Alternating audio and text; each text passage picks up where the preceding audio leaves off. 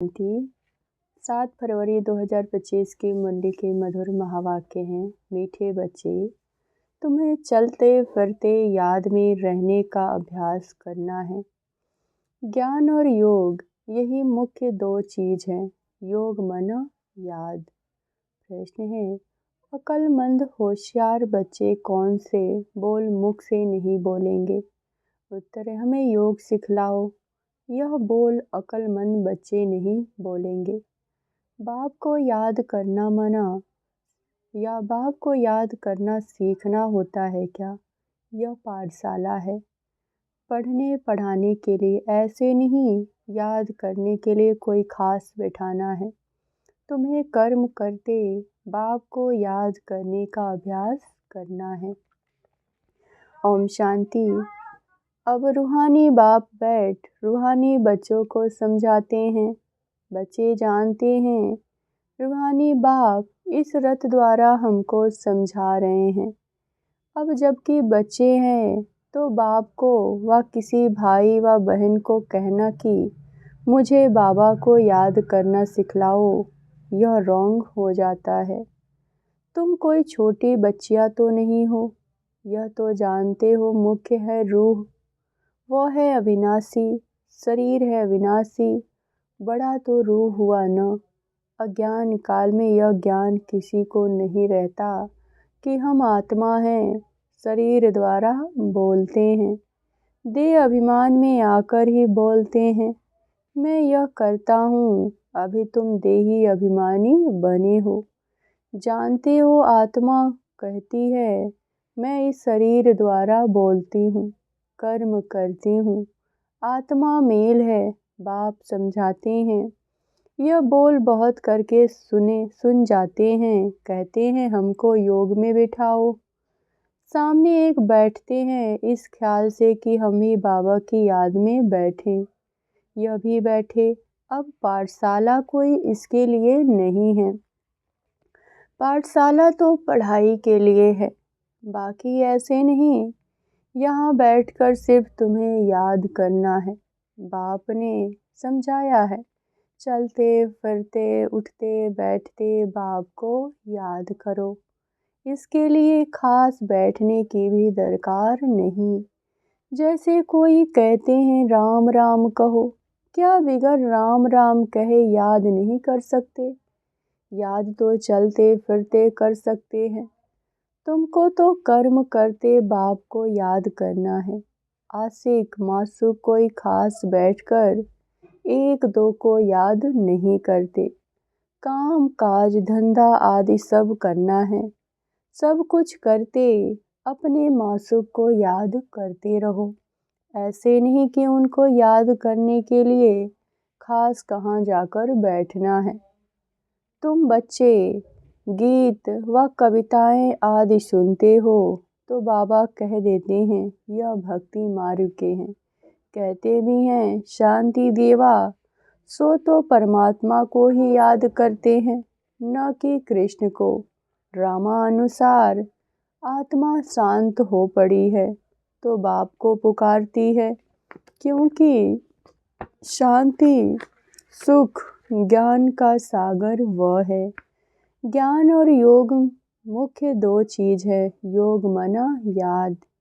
उन्हों का हठ योग बिल्कुल ही अलग है, तुम्हारा है राजयोग। बाप को सिर्फ याद करना है। बाप द्वारा तुम बाप को जानने से सृष्टि के आदि मध्य अंत को जान गए हो। तुमको सबसे बड़ी खुशी तो यह है कि हमको भगवान पढ़ाते हैं। भगवान का भी पहले पहले पूरा परिचय होना चाहिए। ऐसा तो कभी नहीं जाना कि जैसे आत्मा स्टार है वैसे भगवान भी स्टार है। वो भी आत्मा है, परंतु उसको परम आत्मा सुप्रीम सोल कहा जाता है। वह कभी पुनर्जन्म तो लेते नहीं। ऐसे नहीं कि वह जन्म मरण में आते हैं, नहीं, पुनर्जन्म नहीं लेते हैं। खुद आकर समझाते हैं कि मैं कैसे आता हूँ। त्रिमूर्ति का गायन भी भारत में है। त्रिमूर्ति ब्रह्मा विष्णु शंकर का चित्र भी दिखाते हैं। शिव परमात्माए नमः कहते हैं ना, उस ऊंचे से ऊंचे बाप को भूल गए हैं। सिर्फ त्रिमूर्ति का चित्र दे दिया, ऊपर में शिव तो जरूर होना चाहिए, जिससे यह समझे कि इनका रचयिता शिव है। रचना से कभी वर्षा नहीं मिल सकता। तुम जानते हो, ब्रह्मा से कुछ भी वर्षा नहीं मिला था। विष्णु को हीरे जवाहरों का ताज है ना, शिव बाबा द्वारा फिर पेनी से पाउंड बने। शिव का चित्र न होने से सारा खंडन हो जाता है। ऊंचे से ऊंचा है परमपिता परमात्मा, उनकी यह है रचना। अभी तुम बच्चों को बाप से स्वर्ग का वर्षा मिलता है 21 जन्मों के लिए, बल वहाँ फिर भी समझते हैं लौकिक बाप से वर्षा मिलता है। यहाँ वहाँ यह पता ही नहीं कि यह बेहद के बाप से पाई हुई प्रारब्ध है। यह तुमको अभी पता है, अभी की कमाई वहाँ 21 जन्म चलती है।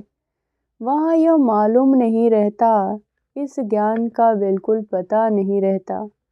यह ज्ञान न देवताओं में है न शूद्रों में रहता है, यह ज्ञान ही है तुम ब्राह्मणों में। यह है रूहानी ज्ञान। स्पिरिचुअल ज्ञान का अर्थ भी नहीं जानते। डॉक्टर ऑफ फिलॉसफी कहते हैं, डॉक्टर ऑफ स्पिरिचुअल नॉलेज एक ही बाप है। बाप को सर्जन भी कहा जाता है। साधु सन्यासी आदि कोई सर्जन थोड़े ही कहते। वेद शास्त्र आदि पढ़ने वाले को डॉक्टर थोड़े ही कहेंगे, बल टाइटल भी देते हैं, परंतु वास्तव में रूहानी सर्जन एक बाप है जो रूह को इंजेक्शन लगाते हैं। वह है भक्ति। उनको कहना चाहिए डॉक्टर ऑफ भक्ति अथवा शास्त्रों का ज्ञान देते हैं। उनसे फायदा कुछ भी नहीं होता, नीचे ही गिरते जाते हैं। तो उनको डॉक्टर कैसे कहेंगे? डॉक्टर तो फायदा पहुंचाते हैं ना। यह बाप तो अविनाशी ज्ञान सर्जन है। योग बल से तुम एवर हेल्दी बनते हो, यह तो तुम बच्चे ही जानते हो। बाहर वाले क्या जाने। उनको अविनाशी सर्जन कहा जाता है। आत्माओं जो विकार की खाद पड़ी है उसे निकालना, पतित को पावन बनाकर सदगति देना, यह बाप में शक्ति है। ऑल माइटी पतित पावन एक फादर है। ऑल माइटी कोई मनुष्य को नहीं कह सकते। तो बाप कौन सी शक्ति दिखलाते हैं? सर्व को अपनी शक्ति दे सदगति देते हैं। उनको कहेंगे doctor of spiritual knowledge, doctor of philosophy. यह तो ढेर के ढेर मनुष्य हैं। स्पिरिचुअल डॉक्टर एक है। तो अब बाप कहते हैं, अपने को आत्मा समझ मुझ बाप को याद करो और पवित्र बनो। मैं आया ही हूँ पवित्र दुनिया स्थापना करने। फिर तुम पतित क्यों बनते हो? पावन बनो, पतित मत बनो। सभी आत्माओं को बाप का डायरेक्शन है। गृहस्थ व्यवहार में रहते कमल फूल समान पवित्र बनो। बाल ब्रह्मचारी बनो तो फिर पावन दुनिया के मालिक बन जाएंगे। इतने जन्म जो पाप किए हैं, अब मुझे याद करने से पाप भस्म हो जाएंगे। स्टूडेंट ऐसे कहेंगे क्या कि हमको टीचर की याद सिखलाओ? याद सिखलाने की क्या दरकार है? यहाँ संदली पर कोई न बैठे तो भी हर्जा नहीं है। अपने बाप को याद करना है। तुम सारा दिन धंधे धोरी आदि में रहते हो तो भूल जाते हो, इसीलिए यहाँ बिठाया जाता है। यह 10-15 मिनट भी याद करें। तुम बच्चों को तो काम काज करते याद में रहने की आदत डालनी है। आधा कल्प बाद मासुक मिलता है। अब कहते हैं मुझे याद करो, तो तुम्हारी आत्मा से खाद निकल जाएगी और तुम विश्व के मालिक बन जाएंगे। तो क्यों नहीं याद करनी चाहिए? स्त्री का जब हथियाला बांधते हैं तो उनको कहते हैं पति तुम्हारा गुरु है, ईश्वर सब कुछ है, परंतु वह तो फिर भी मित्र संबंधी गुरु आदि बहुतों को याद करती है। वह तो देहधारी की याद हो गई, यह तो पतियों का पति है न, उनको याद करना है। कोई कहते हमको निष्ठा में बिठाओ, परंतु इससे क्या होगा? 10 मिनट यहाँ बैठते हैं तो भी ऐसे समझो कि कोई एक रस बैठते हैं। भक्ति मार्ग में किसकी पूजा करने बैठते हैं तो बुद्धि बहुत भटकती रहती है। नौधा भक्ति करने वालों को यही तात लगी रहती है कि हमको साक्षात्कार हो। वह आस लगाकर बैठे रहते हैं, एक की लगन में लवलीन हो जाते हैं, तब साक्षात्कार होता है। उनको कहा जाता है नौधा भक्त। वह है भक्ति जैसे आशिक और मासूक, खाते पीते बुद्धि में याद रहती है, उसमें विकार की बात नहीं होती। शरीर पर प्यार हो जाता है, एक दो के बिगर देखे रह नहीं सकते। अब तुम बच्चों को बाप ने समझाया है, मुझे याद करने से तुम्हारे विकर्म विनाश होंगे। कैसे तुमने 84 जन्म लिए, बीज को याद करने से सारा झाड़ याद आ जाता है। यह वैरायटी धर्मों का झाड़ है ना। यह सिर्फ तुम्हारी बुद्धि में है कि भारत गोल्डन एज में था, अब आयरन एज में है। यह अंग्रेजी अक्षर अच्छे हैं, इनका अर्थ अच्छा निकलता है। आत्मा सच्चा सोना होती है, फिर उसमें खाद पड़ती है, अभी बिल्कुल झूठी हो गई है। इनको कहा जाता है आयरन एजेड। आत्माएं आयरन एजेड होने से जेवर भी ऐसा हो गया है। अभी बाप कहते हैं, मैं पतित पावन हूँ, माँ में कम याद करो। तुम मुझे बुलाते हो, हे पतित पावन आओ। मैं कल्प कल्प आकर तुमको यह युक्ति बतलाता हूँ। मन मना भव, मध्याजी भव, अर्थात स्वर्ग के मालिक बनो। कोई कहते हैं हमको योग में बहुत मज़ा आता है, ज्ञान में इतना मज़ा नहीं है, बस योग करके यह भागे। योग ही अच्छा लगता है, कहते हैं हमको तो शांति चाहिए। अच्छा, बाप को तो यहाँ कहाँ भी बैठे याद करो, याद करते करते तुम शांति धाम में चले जाएंगे। इसमें योग सिखलाने की बात नहीं है, बाप को याद करना है। ऐसे बहुत है जो सेंटर पर जाकर आधा पौना घंटा बैठते हैं, कहते हैं हमको निष्ठा कराओ, तो या कहेंगे बाबा ने प्रोग्राम दिया है निष्ठा का। यहाँ बाबा कहते हैं चलते फिरते याद में रहो। न तो बैठना अच्छा है, बाबा मना नहीं करते, बल सारी रात बैठो, परंतु ऐसी आदत थोड़ी ही डालनी है कि बस रात को ही याद करना है। आदत यह डालनी है कि काम काज करते याद करना है। इसमें मेहनत बड़ी है, बुद्धि घड़ी घड़ी और तरफ भाग जाती है। भक्ति मार्ग में बुद्धि भाग जाती थी, फिर अपने को चुटकी काटते हैं। सच्चे भक्त जो होते हैं उनकी बात करते हैं, तो यहाँ भी अपने साथ ऐसी ऐसी बातें करनी चाहिए। बाबा को क्यों नहीं याद किया? याद नहीं करेंगे तो विश्व के मालिक कैसे बनेंगे? आशिक मासुक तो नाम रूप में फंसे रहते हैं। यहाँ तुम अपने को आत्मा समझ बाप को याद करते हो। हम आत्मा इस शरीर से अलग हैं। शरीर में आने से कर्म करना होता है। बहुत ऐसे हैं जो कहते हैं हम दीदार करें। अब दीदार क्या करेंगे? वह तो बिंदी है न। अच्छा, कोई कहते हैं श्री कृष्ण का दीदार करें। श्री कृष्ण का चित्र भी है न। जो जड़ है सो भी चैतन्य में देखेंगे, इससे क्या फ़ायदा हुआ? साक्षात्कार से थोड़े ही फ़ायदा होगा। तुम बाप को याद करो तो आत्मा पवित्र हो। नारायण का साक्षात्कार होने से नारायण थोड़े ही बन जाएंगे। तुम जानते हो हमारी एम ऑब्जेक्ट है लक्ष्मी नारायण बनने की, परंतु पढ़ने बिगर थोड़े ही बनेंगे। पढ़कर होशियार बनो, प्रजा भी बनाओ, तब लक्ष्मी नारायण बनेंगे। मेहनत है ना, पास विद ऑनर होना चाहिए, जो धर्म रज की सजा न मिले। यह मुरब्बी बच्चा भी साथ है, यह भी कहते हैं तुम तीखे जा सकते हो। बाप के ऊपर तो कितना बोझा है, सारा दिन कितने ख्यालात करने पड़ते हैं, हम इतना याद नहीं कर सकते। भोजन पर थोड़ी याद रहती है, फिर भूल जाते हैं। समझता हूँ बाबा और हम दोनों सैर करते हैं, सैर करते करते बाबा को भूल जाता हूँ। खिसकनी वस्तु है ना, घड़ी घड़ी याद खिसक जाती है, इसमें बहुत मेहनत है।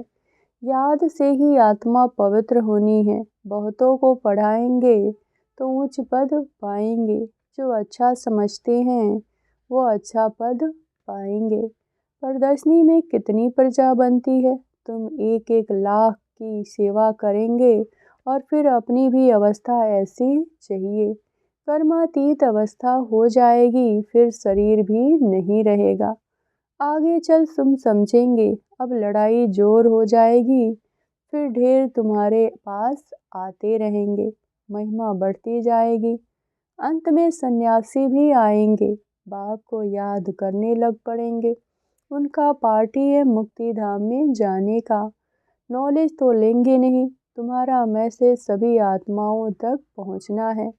अखबारों द्वारा बहुत सुनेंगे, कितने गांव सबको पैगाम देना है। मैसेंजर पैगंबर तुम हो, तुम ही हो, पति से पावन बनाने वाला और कोई है नहीं सिवाय बाप के। ऐसे नहीं कि धर्म स्थापक किसको पावन बनाते हैं, उनका धर्म तो वृद्धि को पाना है। वो वापस जाने का रास्ता कैसे बताएंगे। सर्व का सदगति दाता एक है। तुम बच्चों को अब पवित्र जरूर बनना है। बहुत है जो पवित्र नहीं रहते, काम महाशत्रु है ना। अच्छे अच्छे बच्चे गिर पड़ते हैं, कुदृष्टि भी काम का ही अंश है। यह बड़ा शैतान है। बाप कहते हैं इस पर जीत पहनो तो जगत जीत बन जाएंगे। अच्छा मीठे मीठे सिकिलधे बच्चों प्रति माता पिता बाप दादा का याद प्यार और गुड मॉर्निंग। रूहानी बाप की रूहानी बच्चों को नमस्ते। धारणा के लिए मुख्य सार। पहले पॉइंट, काम काज करते याद में रहने की आदत डालनी है। बाप के साथ जाने व पावन दुनिया का मालिक बनने के लिए पवित्र जरूर बनना है। दूसरे पॉइंट, उच्च पद पाने के लिए बहुतों की सेवा करनी है, बहुतों को पढ़ाना है। मैसेंजर बन यह मैसेज सभी तक पहुंचाना है। वरदान, स्नेह की गोद में आंतरिक सुख व सर्व शक्तियों का अनुभव करने वाले यथार्थ पुरुषार्थी भव। जो यथार्थ पुरुषार्थी हैं वे कभी मेहनत व थकावट का अनुभव नहीं करते, सदा मोहब्बत में मस्त रहते हैं। वे संकल्प से भी सरेंडर होने के कारण अनुभव करते हैं कि हमें बाप दादा चला रहे हैं, मेहनत के पाँव से नहीं लेकिन स्नेह की गोदी से चल रहे हैं। स्नेह की गोद में सर्व प्राप्तियों की अनुभूति होने के कारण वह चलते नहीं हैं, लेकिन सदा खुशी में, आंतरिक सुख में, सर्व शक्तियों के अनुभव में उड़ते रहते हैं। स्लोगन, निश्चय रूपी फाउंडेशन पक्का है तो श्रेष्ठ जीवन का अनुभव स्वतः होता है। अव्यक्त इशारे, अनेकता में एकता। तो प्रैक्टिकल में अनेक देश हैं, अनेक भाषाएं हैं, अनेक रूप रंग, लेकिन अनेकता में भी सबके दिलों में एकता है ना, क्योंकि दिल में एक बाप है। एक सिरमत पर चलने वाले हो।